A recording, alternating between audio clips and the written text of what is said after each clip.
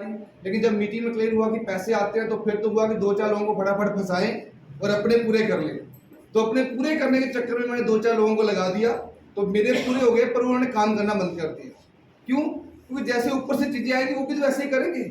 मैं भी सोचा था 2 मुर्गे फंसा दूं, तो वो भी मुर्गे फंसाने निकले, उनके फंसे नहीं, तो घर बैठ गए। फिर मुझे ये अपने से डिस्कस करना पड़ा कि वो काम क्यों नहीं कर रहे।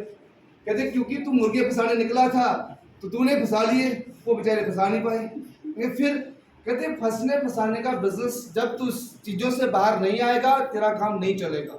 मैं MSc IT, मैं क्यों सुनूं अपनी अपलाइन की?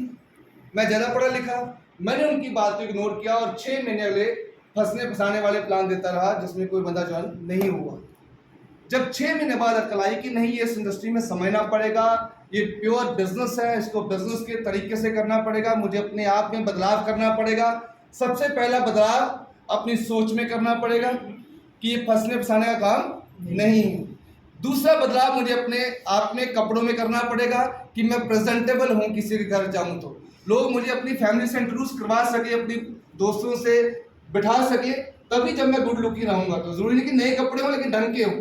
तीसरा बदलाव मुझे अपने बोलचाल में करना पड़ेगा, एक सभ्य भाषा का प्रयोग करना पड़ेगा, या दोस्तों से करते हैं वो नहीं चलेगी यहाँ पे। तो मैंने वो बदलाव किए और अगले 1 साल में मेरी जिंदगी में बहुत बड़ा बदलाव इस इंडस्ट्री से आया है। क्यों?